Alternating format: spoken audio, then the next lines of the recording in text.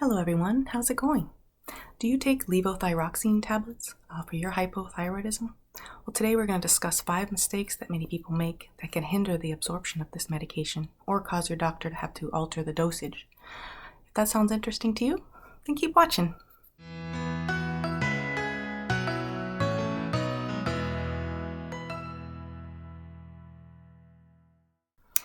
Now, if you have hypothyroidism, that means that your thyroid is not able to make enough thyroid hormone. Now, if that condition is left untreated, it can actually lead to other health conditions. So when we're taking thyroid medication, we want to make sure we're taking it correctly so we can get the full benefit of it. Now, many people are prescribed levothyroxine. It's a generic medication.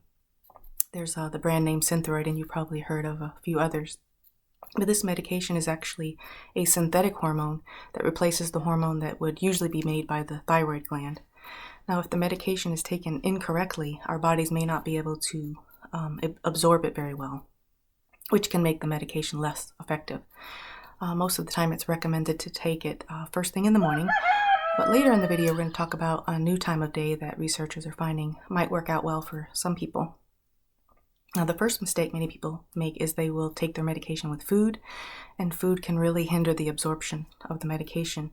That's why for years I've just kept water, my medication right there in my bedroom. So first thing in the morning I get up and I just take the medication with a tall glass of water. Now, there are some foods that can really interfere with the absorption, such as cottonseed meal, soybean flour, walnuts, grapefruit juice, or the grapefruit itself. That was kind of new to me. I had heard that it can hinder some certain cholesterol medicines, but I didn't realize that it could also hinder the absorption of the thyroid medication. Also, people who eat high fiber foods like a lot of fruits, veggies, beans, lentils, things like that can sometimes hinder that absorption. I had heard about walnuts many years ago, so I've kind of had a tendency to avoid them, or I would take them on occasion, but late in the day, far from the time that I took the thyroid medication. Now, there's one study that showed that there were a group of people whose thyroid numbers were just really not in control, even though they were taking thyroid medication. And the researchers found that they were eating their breakfasts after taking their medication for only 15-20 minutes prior. But once they started waiting, they changed and started waiting 60 minutes before eating breakfast. Their numbers actually improved within a month.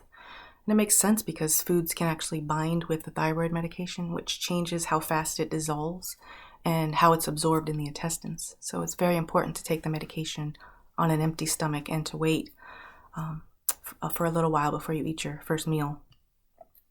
Now, the second mistake that many people make is they will take the thyroid medication with vitamins and or supplements. And if they contain iron and calcium especially, they really should be separated from your thyroid medication by 4 hours. Now, I've been reading a little bit more about biotin. Apparently, it doesn't affect the absorption of thyroid medication, but if you're going for a thyroid blood test, it's best to stop taking it 2 days before you may wind up getting inaccurate results from the blood test.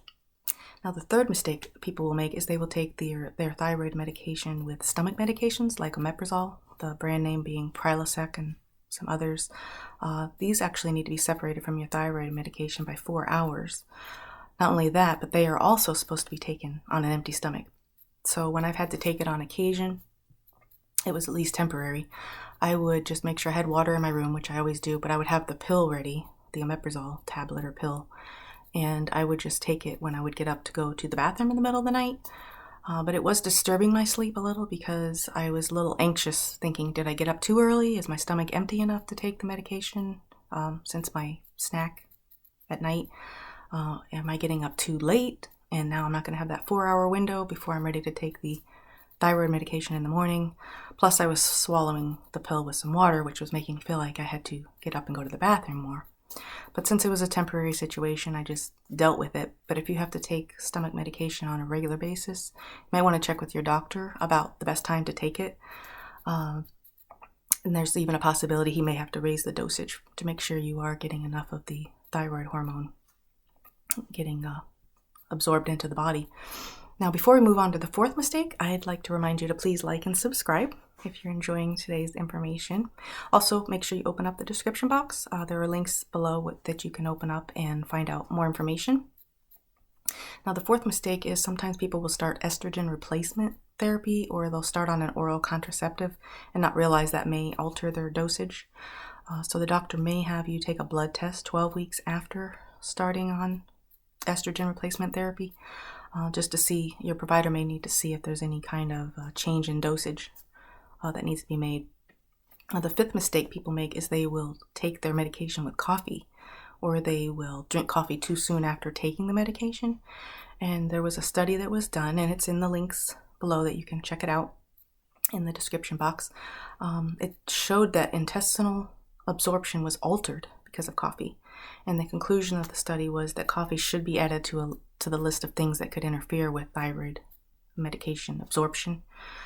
Now, the information I have from my pharmacy says to take the medication with a full glass of water, and that's really the safest thing to do. That way you don't have to worry that you're drinking it with something that could interfere with the medication working the best that it can.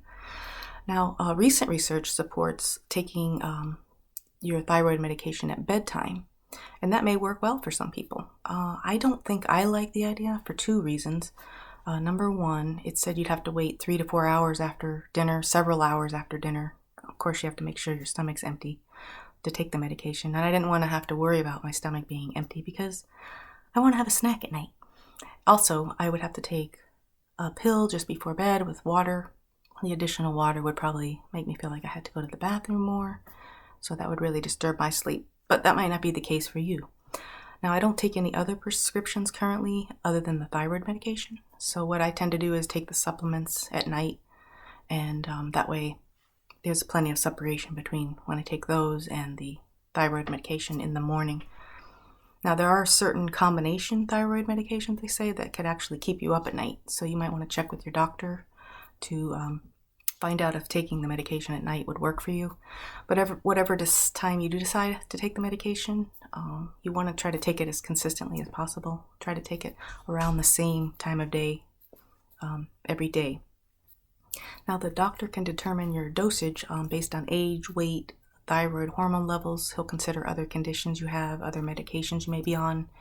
If you're taking certain cholesterol medicines, sometimes they have to be separated from the time you take the thyroid medication, but follow your doctor's guidance on that. You always want to make sure that he knows about everything you're taking, medications, vitamins, even herbs, because interactions can not only be harmful, but they can prevent your medication from working well. And we certainly want to keep these interactions to a minimum because we want the medicine to be effective so that we can feel our best. Well, I hope you've enjoyed today's information, and I hope to see you in the next video where we'll discuss another way we can improve our health.